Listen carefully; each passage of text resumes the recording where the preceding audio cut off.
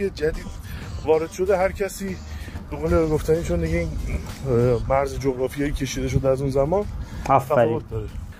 بورdsازه، پیمانکار، ساختمونسازه و دفتر کارشون هم ایشون هم آقازاده هاشونن. ماشاءالله ماشاءالله مخلصیم ماشاءالله ماشاءالله.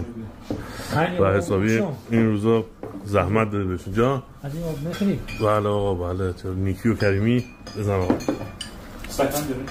یا آفیس آقا محمد علی طبقه اولشیم، اون طبقه دو نشسته بودیم الان داشتیم فیلم میگرفتیم. چه ویلای خوشگل و لوکسی اینجاست. اسمش چیه؟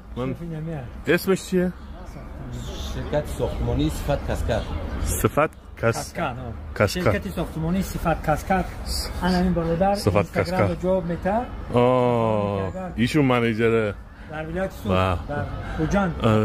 خیلی از ساختمونا رو اینجا اینا ساختن. و آره اصلا یه تیم خیلی حرفه‌ای عجیبه. آفرین آفرین. والله دمتون گرم. دم بقیه‌اش. واو چه کشتی دریایی که میگه تو تاجیکستان ما ندیدیم اینه دیگه. مهنت دستی است. یک سال اینا سازند. 350 آدم میبرن. درازیش 25 متر. یه چیزی بگم، ما توی ایران شاید ساختن این چون خیلی میسازن راحت تر باشه، تا اینجا یه چیز رواجدار نیست ساختن همچین چیزی. استادکار جور کردن، ساختنش، درست کردن، علم مهندسیش، جمع آوریش خیلی دشوارتره. اینجا رو من قرقیزستانه، اون برای اون آبها البته خیلی هم فاصله ای نیست. قرقیزستان مرز آبی دارم ما. یک مقداری معین است، تقریبا 1 کیلومتر. 1 کیلومتر است که اونجا دیگه هم خانه‌هایی که هست. واو واو واو. قرقیزستان اون ور آباست. زبانیه خیلی عجیب، مازندران و تاجیکستان داره. بعد چیه؟ شما چندین هزار کیلومتر مسافت با هم فاصله هست. اینجا به زمین‌های برنج میگن شالی و ما هم توی مازندران به زمین‌های برنج ما میگیم شالی. چه جالب. فکر می‌کردم این لغت اصلا لغت مازندرانیه، فقط مخصوص ماهاست. جان ماشاءالله. این دریا اسمش چیه؟ عجب. قیرقوم اون هست داره قیرقوم. قیرقوم. خیلی باصفاست. واقعا خیلی باصفاست. واو بچه ها. حالا نمیدونم جان من چه زیباست. داره اینقدر بزرگه. اینجا خب به خیلی بزرگ میگن دریا. اوه اصلا تا چشم کار میکنه آبه. خیلی زیباست خیلی زیباست. ماشاءالله ماشاءالله. اینجا جای باصفا بشینیم و دوستان یک ماهی نغز بزنیم. نغز یعنی کنار این آب و دریا حال میده ماهی بخوری، فقط ماهی کیف میده. واو چه ماهی خوشگلی. چقدر مغز پخت شده. من عاشق این ماهی هم که بچه قشنگ کبابی بشه، قشنگ تو روغن کباب بشه، سرخ بشه. من عاشق اونم.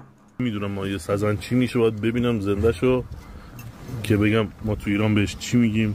اصلا داریم این ماهی تو ایران یا نه نمیدونم، ولی خب قزلالا نیست. آو گل ماهی بهش میگین یا نه؟ نه گل ماهی نمیگین، ولی خب جالب اینه قبلش آبگوشت میارن، حتما باید قبلش یه دسر باشه، یه غذای سبک نرم بشه شکم به اصطلاح. بعد غذای اصلی آبگوشت رو جای شما خالی زدیم، شوروا بهش میگن.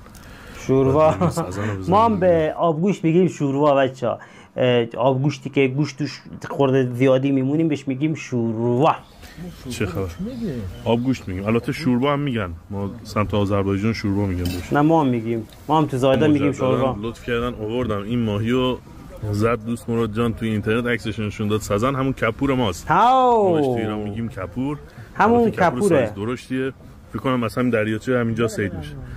بعد اینجا ماهی ماشاءالله ماشاءالله، چون اینجا همش آب رودخونه، اینا آب شیرینه. آب شیرینه. آب شیرین هستن. ماهی آب شیرین خوشمزه ترین ماهیه. نمیدونم ماهی دیگه مثل ماشاءالله کفال و سفید و اینا اینجا میشه یا نه. ما هم یه دریاچه تو زایدان سمباتستان داریم بچه‌ها، دریاچه هامون بهش میگیم که یه آب زلال و شیرینی داره که الان خوش شده به خاطر مرزبندی همین ایران افغانستان و اینا. این لنج البته اینجا بهش میگن کشتی. 70 فائز 70% اینجا آماده است. فائز به معنی درصد اینجا. فائز درصد میشه. تموم شد بچه ها، این قسمت هم تموم شد. خیلی خفن بود بچه ها، من که خیلی لذت بردم. من دریاچه به این بزرگی فکر نمی‌کردم تو تاجیکستان باشه. خیلی خفن بود و خیلی قشنگ بود. جای سرسبز، خوش آب و هوا، مردمانی خوشگل و با محبت و عشق، همه چی قشنگ بود دیگه، همه چی باحال بود. و خیلی هم مهمان نوازن بچه‌ها. خیلی ماهیش خوشمزه بود، کشتیش، لنچش، همه چیزش، بازارش، اون دریا، اون همه جاش قشنگ بود بچه‌ها. خیلی خوشم اومد من که بچه‌ها. امیدوارم که شما خوشتون اومده باشه بچه‌ها. چاکر بچه‌ها. تا دیگه در آخری ویدیو اینجا بهتون پیشنهاد میشه اینو ببینید، مطمئنم که خوشتون بیاد. چاکر بچه‌ها. تا دیداری دیگر، بدرود.